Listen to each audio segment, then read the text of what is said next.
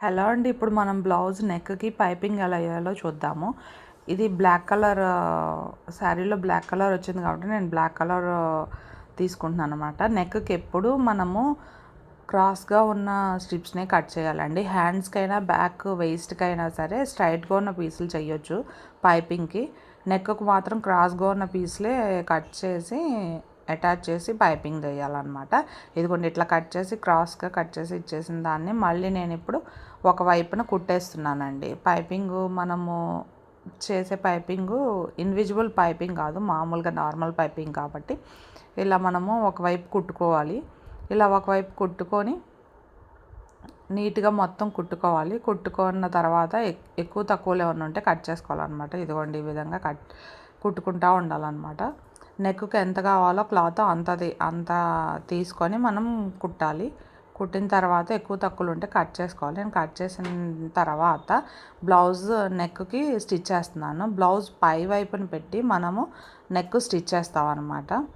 ఇలా మనము neck stitch చేసేటప్పుడు నెక్కుని సాగతీయకుండా ఉంచి కుట్టాలన్నమాట. బ్లౌజ్ నెక్ని కానీ పైపింగ్ క్లాత్ని కానీ సాగతీయకూడదండి. సాగదీస్తే లూజ్ వస్తుంది, లేదంటే కనుక పైపింగ్ నీట్గా రాదు. మనం ఓన్లీ ఫ్రీగా మూమెంట్ చేసుకుంటా నెక్కు పెట్టుకొని పైపింగ్ క్లాత్ పెట్టుకొని ఫ్రీగా మూమెంట్ చేసుకుంటా మనము స్టిచ్ చేసుకుంటూ వెళ్ళిపోవాలి. స్టిచ్ చేసిన తర్వాత మనం కట్స్ పెట్టాలండి. ఇదిగోండి ఈ విధంగా ఇలాగా నెక్కి ఇది కనిపిస్తుందా, చిన్నగా టక్స్ ఇవ్వాలండి. టక్స్ ఇస్తే ఏమవుతుందంటే అక్కడ క్లాత్ ఏమైనా మందంగా ఉన్నా మనకి కొంచెం టక్ ఇచ్చేటప్పటికి కొంచెం పైపింగ్ నీట్గా రావడానికి టర్న్ అవుతుంది క్లాత్.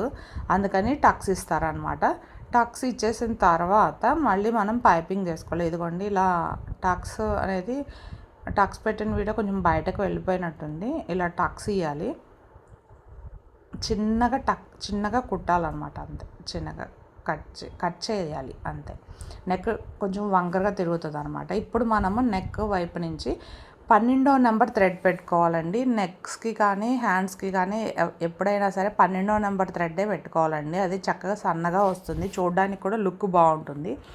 ఈ 12వ నెంబర్ థ్రెడ్ పెట్టి సేమ్ క్లాత్ని గట్టిగా పట్టుకొని థ్రెడ్ని కూడా గట్టిగా పట్టుకొని థ్రెడ్ పక్కనే స్టిచ్ పడేలాగా చూడాలండి. నెక్కుని మళ్ళీ సాగదీయకూడదండి. ఇది కుట్టేటప్పుడు కూడా సాగదీయకూడదు. కొంచెం లూజ్ పట్టుకున్నా కూడా థ్రెడ్ లూజ్గా ఉండి పక్కనే కుట్టు పడకపోతే లూజ్గా అనిపిస్తుంది నెక్ దగ్గర, అంటే పైపింగ్ లూజ్ వస్తుంది. సో అందుకని మనము కొంచెమే పట్టుకొని నీట్గా అలాగా మనము కుట్టుకుంటూ వెళ్ళాలన్నమాట. థ్రెడ్ ఎక్కడ పెట్టామో అక్కడే పక్కనే కుట్టు వేసుకుంటూ వెళ్ళాలన్నమాట. ఇలాగ ఇదిగోండి ఈ విధంగా వీడియోలో చూపించు. ఇప్పుడు ఇక్కడ కరువు తిరుగుతుంది. నెక్ రౌండ్ తిరిగే దగ్గర మాత్రం కొంచెం జాగ్రత్తగా పెట్టి సూదిని కిందే పెట్టి పాదాన్ని పైకి లేపి నీట్గా థ్రెడ్ మళ్ళీ సెట్ చేసుకొని మనము పైపింగ్ చేయాలన్నమాట. ఎందుకంటే నెక్ రౌండ్ ఉన్న దగ్గర మనము సూదిని కిందకే పెట్టించాలండి. పైపింగ్ నీట్గా వస్తుంది అప్పుడు. ఇదిగోండి ఈ విధంగా మళ్ళీ ఇలాగే నీట్గా థ్రెడ్ని పట్టుకుంటూ, ఎక్కువ దూరం పట్టుకోకూడదండి, దగ్గరగానే పట్టుకోవాలి. థ్రెడ్ క్లాత్ రెండు నీట్గా దగ్గరగా పట్టుకొని మనము కుట్టు వేసుకుంటూ రావాలి. కొంచెం టైం పడుతుంది. అలా అని హడావుడి పడితే నెక్ లుక్ పోతుందండి. అందుకని మనము నీట్గా కుట్టుకుంటూ వెళ్ళాలి. ఇదిగోండి ఈ విధంగా అయిపోయింది. లాస్ట్కి వచ్చేసిన తర్వాత మనము థ్రెడ్ని కట్ చేసేయాలి. కట్ చేసి లోపలికి థ్రెడ్ని ఫోల్డ్ చేసి నీట్గా కుట్టేసేయాలన్నమాట ఒక కుట్టు. ఇదిగోండి ఈ విధంగా కుట్టేసిన తర్వాత ఇక్కడ రఫ్ ఇవ్వాలి. ఇదిగోండి ఇలాగా రఫ్ ఇచ్చిన తర్వాత లోపలికి మనము హెమ్మింగ్ చేయట్లేదు, మనము లోపలికి ఒక కుట్టు వేసేస్తున్నాం. సో లోపల క్లాత్ పెట్టేసి మనము స్టిచ్ వేసేయాలన్నమాట. ఇదిగోండి ఈ విధంగా ఇలా స్టిచ్ వేసేస్తే పైపింగ్ నీట్గా వస్తుంది. నెక్కి నీట్గా రౌండ్ తిరుగుతుంది, పైపింగ్ కూడా నీట్గా వస్తుంది.